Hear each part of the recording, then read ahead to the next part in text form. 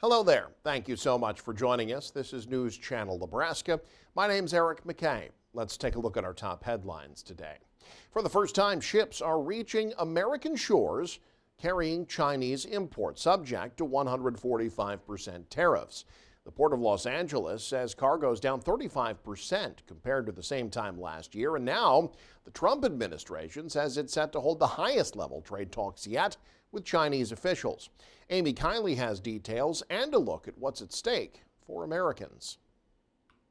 My sense is that this will be about de-escalation, not about the big trade deal. Top U.S. and Chinese officials are set to discuss tariffs in Switzerland this weekend. Authorities say Treasury Secretary Scott Bessent and U.S. Trade Representative Jamieson Greer will be there. We don't want to decouple. What we want is fair trade. The Chinese Commerce Ministry confirms the talks. It says it's, quote, taking into full consideration global expectations, China's own interests, and the appeals of American businesses and consumers. It's unclear if the countries have negotiated much or anything already, given mixed messages like these. They've reached out since the 145% tariffs.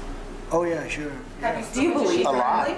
Do you believe a lot all the time? We're talking. These will be the highest level trade talks we've seen between the United States and China since those 145% tariffs went into place. That's correct. The meeting comes as the U.S.-China trade war causes concern for many U.S. investors. Markets basically saying, show us the deals. And for U.S. business owners. There are 900,000 workers in Southern California connected to the supply chain, and there are 9 million across the United States. Some supply chain experts also report less cargo is entering the U.S. They warn that could cause inventory shortages. The cargo doesn't lie. You're seeing the price increases come through. Amy Kiley reporting, News Channel Nebraska.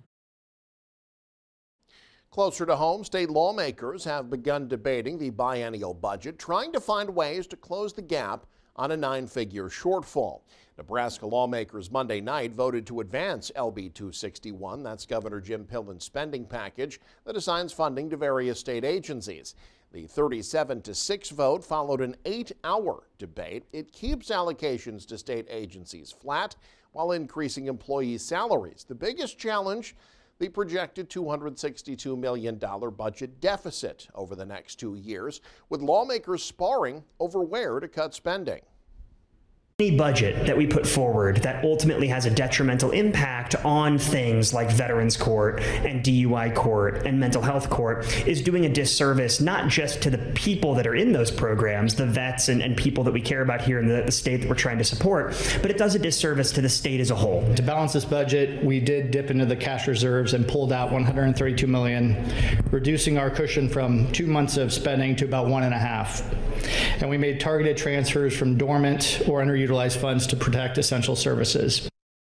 Now, the budget discussion's not over yet. The bill's sponsor, Senator Rob Clements of Elmwood, acknowledged Tuesday that the budget as proposed isn't balanced. He said the debate will also include $135 million in reduced spending and $132 million in transfers from the state's cash reserve. When the next severe weather event happens, don't get caught in the dark. Power your kitchen, HVAC, and communication systems with a Jackery solar-capable generator. Just click on our YouTube affiliate shopping tab and you're on your way. Well, a fight over alcohol at a Rushville motel turned deadly, and now the man behind the murder will spend decades in prison. Casey Wannenberg has more from the courtroom. 45-year-old Brent Ghost has been sentenced to 40 to 50 years in prison for killing a man over alcohol. According to court documents, Ghost was mad that 32-year-old Jacob American Horse Garnier drank his vodka. He severely beat him at a Rushville, Nebraska motel in 2023, kicking him, stomping on his head and ribs, and attempting to flip a bed on top of him. I would like to see justice served. We spoke with Garnier's grandma outside the courtroom in wind and rain. She pointed out the age difference between the victim and his attacker. And to see the victim look a lot older. In addition to seeking justice for her grandson, Whiteface hopes this case brings more attention to the broader crisis of missing and murdered Indigenous people. we did start a chapter here in Nebraska for murdered, missing, MMIC. Because Whiteface says her grandson was more than a victim. He was a father, a brother, and a grandson whose life mattered. In Rushville, Casey Wannenberg, News Channel, Nebraska. Meanwhile, it has all the makings of the type of legal drama you might watch in a movie theater, but it's a real federal lawsuit involving a Nebraska multiplex.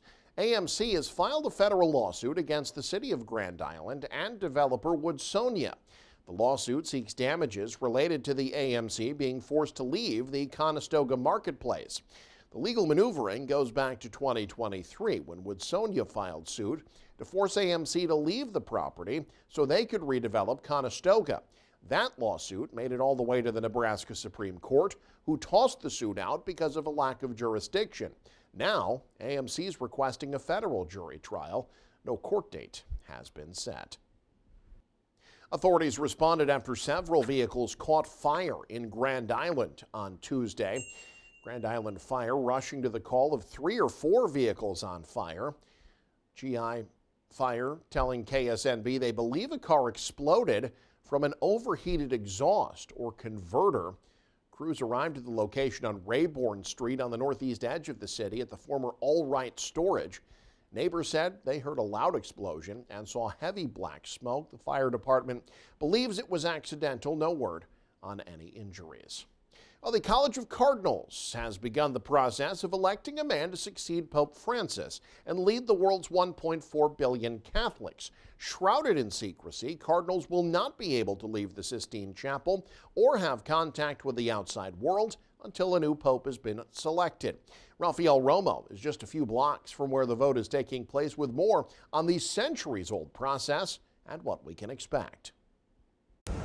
All of the Cardinals participating in the conclave started their day by attending Mass this morning here at St. Peter's Basilica, which finished about half an hour ago. It was a Mass meant to set the tone as the Cardinal electors get ready to begin the process to choose a new Pope later today.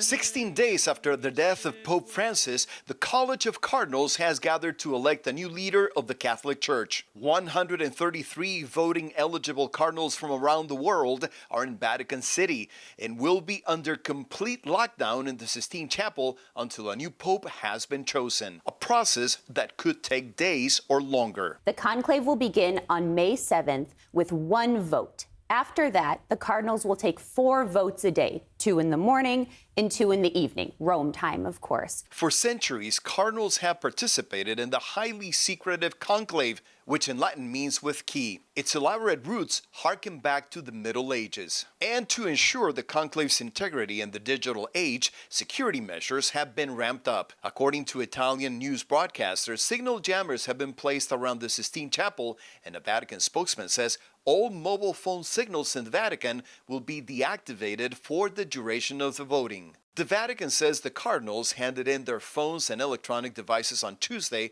and Vatican staff took the oath of secrecy. Everyone will be cut off from those outside the chapel walls. It's a spiritual experience, and there's no chatting. It's with military precision. The last 2 conclaves, held in 2005 when Pope Benedict XVI was chosen, and in 2013 to elect Pope Francis, lasted only 2 days. Reporting from Rome, I'm Rafael Romo. Meanwhile, there's a Nebraska tie to this year's papal conclave. Cardinal Blaise Cupich is one of 10 Americans voting on the next pope. He's been Archbishop of Chicago since 2014, but he was born and raised in Omaha. He attended minor seminary in what's now the Mount Michael Benedictine School District in Elkhorn before graduating from the now shuttered Archbishop Ryan High School in Omaha in 1967. He was first ordained a priest in 1975 and began his climb of the ranks when Pope John Paul II named him Bishop of Rapid City, South Dakota in 1998. Tourism awards handed out in Gage County Tuesday, a small-town bakery that opened in 2022 and has transitioned into a regional tourism attraction. One of the honorees, Lindsay Oling, operates Paper Moon Pastries in Cortland. She was named the Friend of Tourism honoree. by the Gage County Visitors Committee. The business has a fall festival that draws a huge attendance and also works with officials in Cortland to sponsor a car show and annual chili cook-off. The outstanding tourism event honor, meanwhile, went to the Homestead National Historical Park for their annual Homestead Days activities. The park events draw thousands, often adding famous visitors like Marty Rainey of the TV show Homestead Rescue, and in the past year, actor Sean Astin. And organizers are calling it a transformational initiative for veterans. Nothing else like it in the country.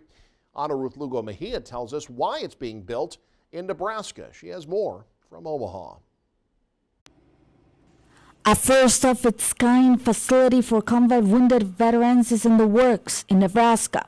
Supporters hosted a groundbreaking ceremony for the Dunham House on Tuesday afternoon. It's a facility that will provide combat wounded veterans with top-level care and a place where they feel like they belong. Executive Director Colonel John Folsom says there's no facility like this in the nation. It was a long time ago. I was at a hospital in Washington, D.C., Bethesda Naval Hospital, and I saw a young soldier lying in bed. He had walked into a building, an explosive device went off, and it damaged his brain. And he's lying in bed, his mother's with him, his sister's with him, and I realized that at some point his mother would no longer be able to take care of him. And so the question I asked myself is, what's going to happen to him? Where's he going to go? The Dunham House will be located on 8.5 acres in North Omaha and will include housing and amenities to accommodate 30 veterans. In conjunction with nonprofit Wounded Warriors Family Support, the $13.9 million project is scheduled to be completed by July 2026. Wounded Warriors CEO and President Kate McCauley says being part of this project was just another step in fulfilling her organization's mission. I believe my expectations are that we build a debt-free community for veterans that can come here and stay and be around other like-minded veterans. Right now they're going into VA housing and also assisted living, so we knew that we could do better for our veterans, and because of the support of the American people, we have done better. And America has not forgotten their veterans. And Nebraska loves their veterans. Funding for operational costs will come via different sources, including resident participation, philanthropic support, grants, and more. It means we're doing some good work. That's what it means to me. We're doing good work. We're taking care of people who need our help. It's very important. In Omaha, Ana Ruth Lugo Mejia, News Channel, Nebraska. And you can stay up to date with the very latest by following us online. Head to newschannelnebraska.com, click on the news tab there. You can also follow us on X, like us on Facebook and Instagram as well. Thanks for joining us. Have a great day. This is News Channel Nebraska.